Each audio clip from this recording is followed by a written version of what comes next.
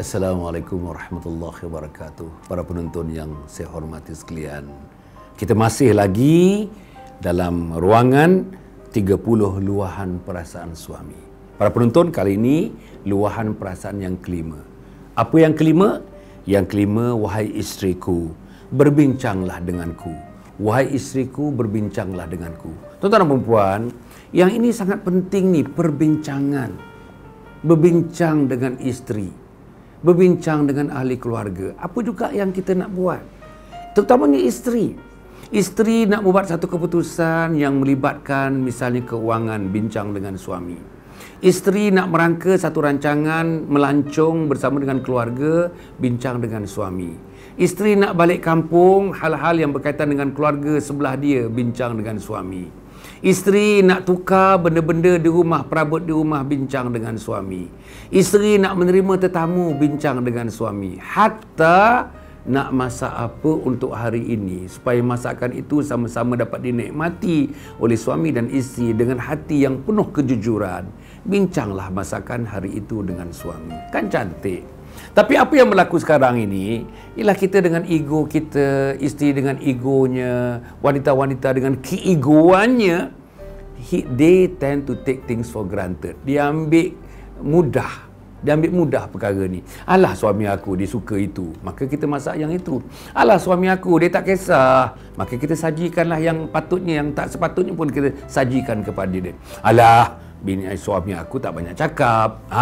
Maka kita ambil kesempatan kerana dia tak pandai bercakap, tak mahu bercakap itu.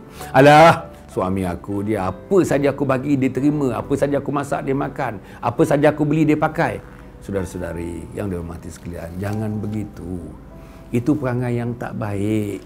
Jangan mendahulukan suami, jangan menidakkan suami, jangan meminggirkan suami, jangan buat keputusan tanpa pengetahuan suami, jangan melakukan sesuatu tanpa izin suami, jangan keluar rumah tanpa izin suami, jangan melayan tetamu, menerima tetamu tanpa izin suami, jangan merancang sesuatu yang melibatkan ahli keluarga atau di luar ahli keluarga tanpa pengetahuan suami, jangan gunakan duit suami tanpa pengetahuan suami, jangan ambil duit suami sesukanya tanpa pengetahuan suami.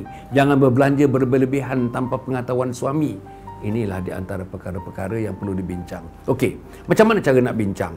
Cara nak bincang, cari masa yang paling sesuai. Bila masanya? Yang saudara-saudari memikirkan masa yang paling cantik berbincang. Itu yang pertama. Yang kedua, bila kita berbincang dengan suami kita, tentukan yang kita berada di satu posisi yang lebih rendah daripada suami. Keputusan suami buat, keputusan akhir suami buat, kita sebagai isteri patuh kepada keputusan yang dibuat oleh suami. Nombor tiga, kalau boleh dalam perbincangan itu banyak mendengar.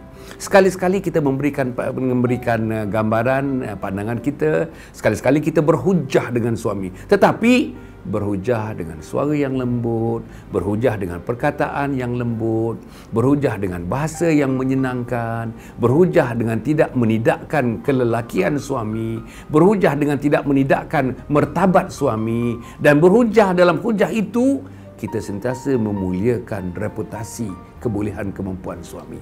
Dan apa lagi yang nak dibuat? Yang nak dibuat waktu kita berbincang, dengar, kalau boleh catat. Kalau boleh catat. Bila saudara-saudari mencatat, suami kata, oh, si isteri aku serius. Oh, isteri aku dalam hal-hal bila aku buat keputusan, dia memang nak mengikut, nak mematuhi arahan keputusan yang aku buat. Catat. Dan kalau boleh, perbincangan-perbincangan yang sulit, ataupun isu-isu, perkara-perkara yang sulit yang berkaitan dengan suami isteri, hanya suami isteri saja. Tak pergi kepada anak-anak, tak pergi kepada mak, tak pergi kepada mak mertua, tak pergi kepada ipar, tak pergi kepada abang. Hanya dalam lingkungan kita saja. Minta izin kepada suami. Kalau apa yang kita bincang tu, bang, boleh tak saya sampaikan kepada mak apa yang kita bincang sebentar tadi? Kalau suami kata mengiyakan, sila. Kalau dia diam saja, jangan. Apalagi kalau dia menegah, lagilah jawabnya jangan. Yang berikutnya kita nak buat dalam perbincangan tersebut, insya-Allah kalau dapat para penonton yang hormati sekalian, bila kita berbincang dengan suami, harap-harap dalam kepala kita selalu mengatakan, suami aku lebih tahu daripada aku. Itu dia. Jangan aku sama dengan suami. Apalagi jangan aku lebih hebat daripada suami. Dan yang akhirnya para penonton yang hormati sekalian, dalam perbincangan kita kena menerimalah. Kadang-kadang suami kita rasa-rasanya macam tak sabar. Kadang-kadang suami kita macam tak nak berbincang. Kadang suami-suami kita mengemukakan pendapatnya agaknya meninggikan suara. Yang itu isteri kena absorb. Isteri kena accommodate. Isteri kena terima seadanya kepada bentuk perangai suami ketika itu. Tapi apa pun, insya-Allah, jika ianya berlalu, jika ianya berada dalam suatu suasana masa dan ketika yang berpanjangan, suasana perbincangan ini menjadi salah satu daripada agenda harian, agenda mingguan, bulanan dalam keluarga, insya-Allah dengan perbincangan itulah hati menjadi lunak, jiwa menjadi lunak, perasaan menjadi tenteram dan berumah tangga menjadi aman dan damai. Para penonton, cukup setakat itu. Kita akan pergi kepada episod yang ke-6 selepas ini. Wassalamualaikum warahmatullahi wabarakatuh.